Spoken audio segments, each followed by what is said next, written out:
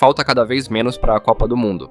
E pela primeira vez em muito tempo, eu sinto que a torcida brasileira está dividida. Tem gente que acredita que o Brasil chega forte o suficiente para conquistar o Hexa. Tem gente que acha que ainda estamos atrás de seleções como França, Espanha e Argentina. E sinceramente, eu consigo entender os dois lados. Porque quando a gente olha para o elenco brasileiro, existe muito talento. Mas quando a gente olha para os favoritos da competição, também existem motivos para preocupação. Então hoje, eu quero analisar exatamente isso. Como a seleção brasileira chega para essa Copa do Mundo? Quais seriam as escalações que eu utilizaria? Qual formação eu acredito que o Ancelotti vai escolher? E no final, vamos comparar o Brasil com as principais candidatas ao título para tentar responder uma pergunta. O Hexa é realmente possível ou estamos criando expectativas demais? Agora vamos falar da seleção brasileira. E, sinceramente, eu acho que essa é uma das Copas do Mundo em que eu menos confio no Brasil. Não porque falte talento.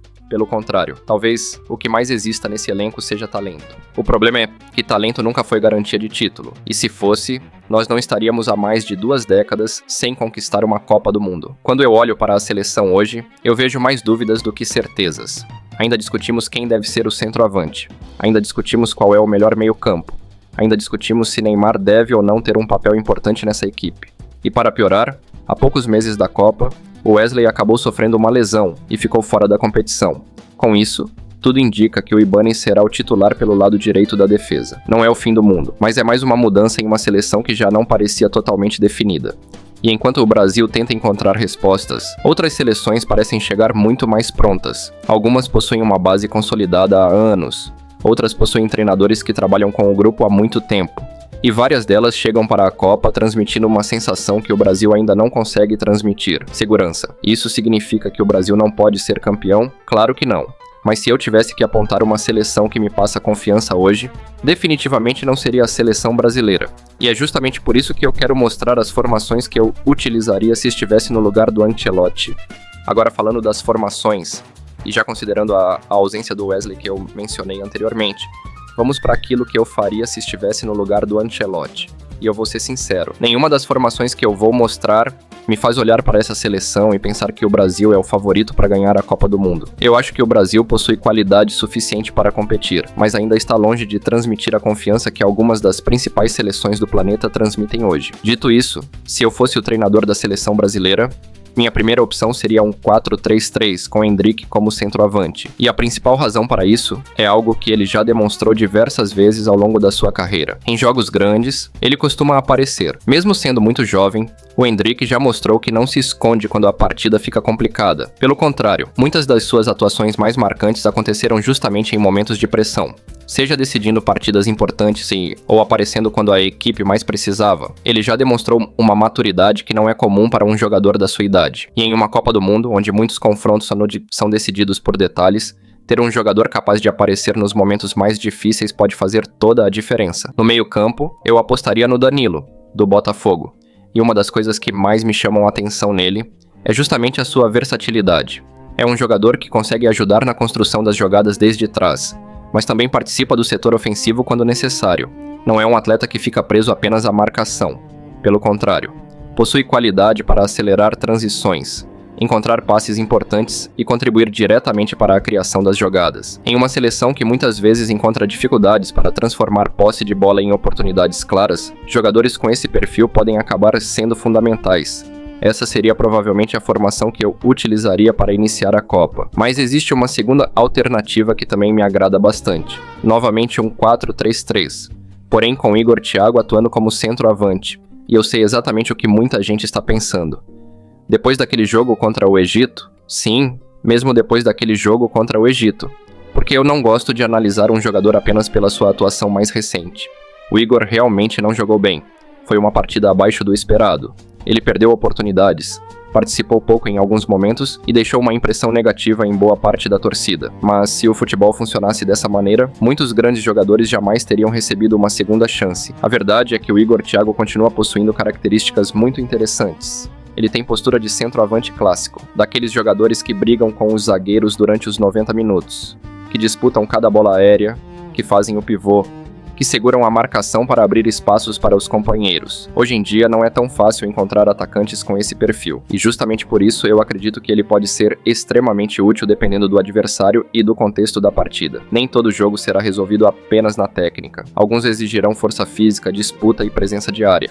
E são nesses cenários que o Igor Thiago pode acabar se tornando uma peça importante para a seleção. Nessa formação, caso esteja totalmente recuperado fisicamente, eu colocaria o Neymar como meia armador, com liberdade para circular pelo campo, participar da construção das jogadas e aproximar o meio-campo do ataque.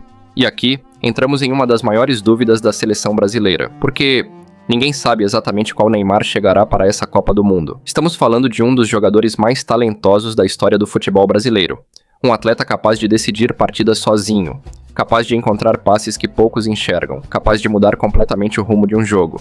Mas também estamos falando de um jogador que vem enfrentando problemas físicos há bastante tempo, e por isso existe uma dúvida legítima. Será que o Neymar conseguirá chegar em boas condições? Porque se ele estiver próximo da sua melhor versão, o Brasil ganha uma arma gigantesca.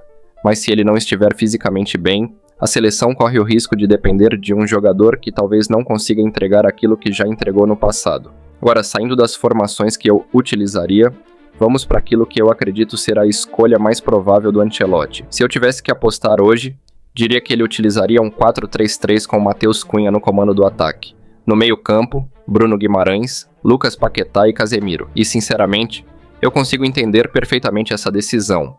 O Matheus Cunha oferece movimentação. Bruno Guimarães é um dos jogadores mais consistentes dessa geração. Paquetá acrescenta criatividade e chegada ao ataque. E Casemiro continua sendo uma das lideranças mais importantes da equipe. É uma formação equilibrada, é uma formação segura, e talvez, justamente por isso, seja a favorita de um treinador experiente como o Ancelotti. Mas existe um detalhe. Quando eu olho para essa escalação, eu vejo uma equipe capaz de competir, capaz de chegar às quartas de final, capaz de chegar às semifinais.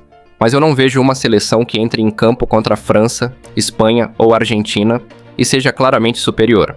E talvez esse seja o maior problema do Brasil atualmente. Nós temos bons jogadores, temos um grande treinador, temos tradição, temos história. Mas quando chega a hora de comparar a seleção brasileira com as principais candidatas ao título, a sensação que fica é que ainda estamos correndo atrás. E é justamente por isso que agora vale a pena olhar para os favoritos desta Copa do Mundo. Agora que já falamos sobre a seleção brasileira, chegou a hora de olhar para aquelas equipes que hoje me passam mais confiança do que o Brasil. E quando eu digo confiança, não estou falando apenas de talento. Estou falando de organização, de identidade, de equipes que entram em campo sabendo exatamente o que querem fazer. E a primeira delas é a Espanha. Sinceramente, se eu tivesse que apontar uma favorita para conquistar a Copa do Mundo hoje, provavelmente seria a Espanha. É uma seleção jovem, extremamente técnica e muito bem organizada. Diferente de muitas equipes que dependem de uma ou duas estrelas, a Espanha parece funcionar como um conjunto. Quando você assiste aos espanhóis jogarem, percebe uma equipe que sabe controlar o ritmo da partida, criar oportunidades e manter a posse de bola sem perder objetividade. Além disso, possuem jogadores capazes de decidir partidas nos momentos mais importantes. Talvez nenhuma seleção chegue tão preparada para esta Copa quanto a Espanha. Logo atrás vem a França. E talvez o maior diferencial dos franceses seja a profundidade do elenco. É difícil encontrar outra seleção com tantas opções de alto nível em praticamente todas as posições. Mesmo quando sofrem lesões importantes, continuam fortes. Além disso, estamos falando de uma equipe acostumada a disputar finais, semifinais e jogos decisivos. A França já provou inúmeras vezes que sabe jogar Copa do Mundo, e quando uma seleção possui talento, experiência e profundidade de elenco, ela sempre precisa ser levada a sério. Também é impossível ignorar a Argentina. A atual campeã do mundo continua sendo uma das equipes mais perigosas do planeta. Muita gente imaginava que a conquista do Mundial marcaria o fim de um ciclo, mas isso não aconteceu. A Argentina continua organizada, continua competitiva, continua difícil de ser derrotada. Talvez não possua o elenco mais brilhante da competição, mas compensa isso com algo extremamente importante: identidade. Quando a Argentina entra em campo, você sabe exatamente como ela vai jogar. E isso é algo que o Brasil ainda busca encontrar. Outra seleção que merece muito respeito é Portugal. E sinceramente, eu acredito que esta seja a geração mais completa da história do futebol português. Durante muitos anos, Portugal era visto como uma seleção que dependia de alguns poucos jogadores. Hoje isso mudou completamente. Existe qualidade no ataque. Existe qualidade no meio-campo, existe qualidade na defesa, É uma equipe equilibrada e que possui condições de competir contra qualquer adversário. Se conseguirem encaixar todas essas peças da maneira correta, podem tranquilamente chegar às fases finais da competição. Mas nem só de favoritas vive uma Copa do Mundo. Toda edição possui aquelas seleções que chegam correndo por fora, aquelas equipes que ninguém coloca entre as favoritas, mas que possuem potencial para surpreender.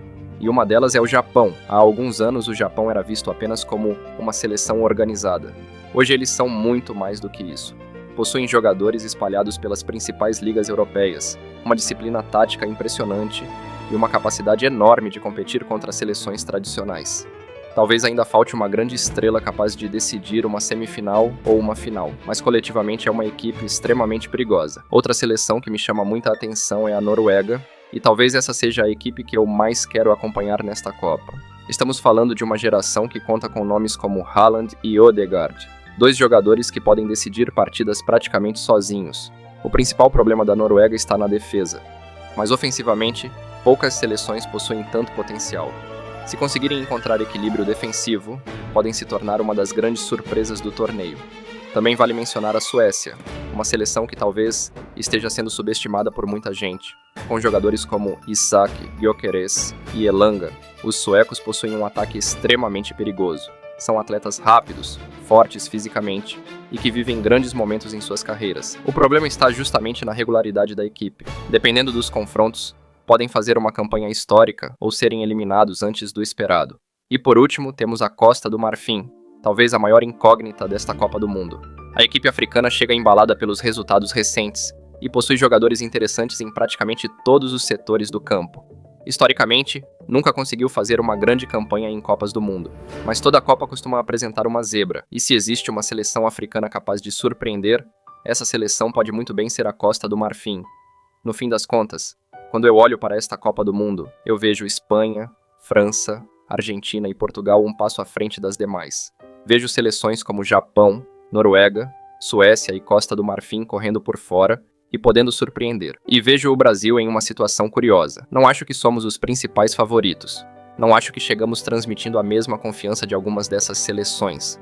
Mas também não acho que estamos fora da disputa. A verdade é que a seleção brasileira chega cercada por dúvidas. E talvez seja justamente isso que torne esta Copa tão interessante. Porque em um torneio onde existem tantas perguntas sem resposta, basta uma sequência de bons jogos para mudar completamente a história. E a primeira seleção que eu quero destacar é a Espanha, e sinceramente, se eu tivesse que apontar uma favorita ao título hoje, provavelmente seria a Espanha. Porque quando eu olho para essa equipe, eu vejo exatamente aquilo que falta em muitas seleções: equilíbrio. Eles possuem uma defesa sólida, possuem um meio-campo extremamente técnico, possuem atacantes capazes de decidir jogos, e acima de tudo, possuem uma identidade de jogo muito clara. A Espanha entra em campo sabendo exatamente o que pretende fazer. E isso é algo extremamente valioso em uma Copa do Mundo. Muitas seleções possuem grandes jogadores, mas poucas conseguem fazer com que todas as peças funcionem juntas. A Espanha consegue. E talvez o mais assustador seja a idade do elenco. Porque ao mesmo tempo que estamos falando de uma equipe preparada para vencer agora, também estamos falando de uma seleção extremamente jovem. Ou seja, existe intensidade física, existe qualidade técnica e existe fome por títulos. Se existe uma seleção que me transmite a sensação de estar pronta para conquistar o mundo, essa seleção é a Espanha. A França também merece mais profundidade. Já a França segue um caminho completamente diferente. Enquanto a Espanha impressiona pela organização coletiva, a França impressiona pela quantidade absurda de talento. É impressionante como os franceses conseguem revelar jogadores geração após geração. Você olha para o elenco e encontra atletas de nível mundial em praticamente todas as posições.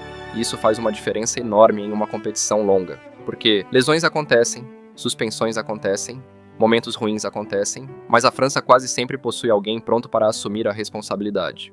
E talvez seja justamente por isso que eles continuam chegando tão longe em torneios internacionais. Eles não dependem de um único jogador, não dependem de uma única geração. Existe uma estrutura que continua produzindo atletas de alto nível, e enquanto essa estrutura continuar funcionando, a França continuará sendo candidata a qualquer título que disputar. A Argentina pode ganhar uma abordagem mais emocional.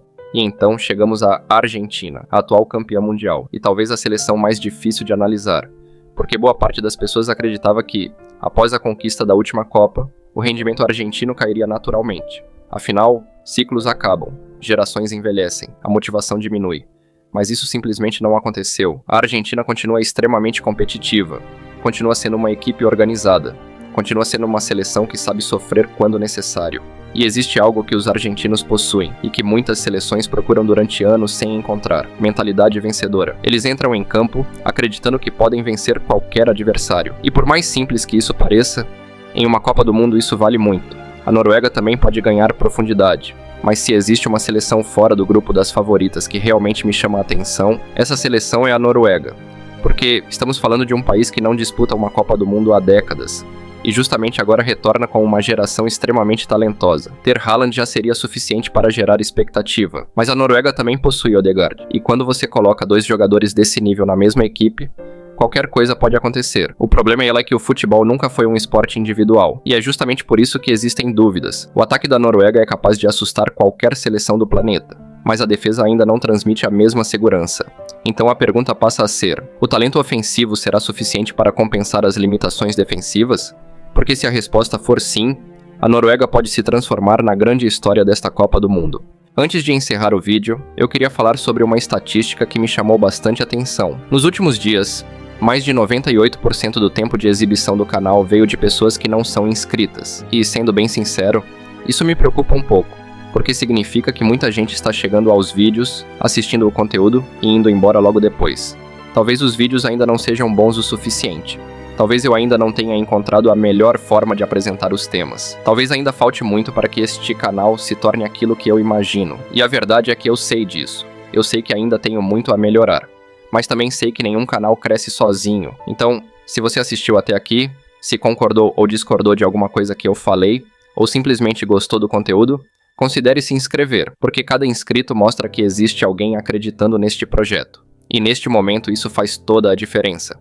Eu ainda estou construindo este canal, ainda estou aprendendo, ainda estou cometendo erros, mas pretendo continuar melhorando vídeo após vídeo.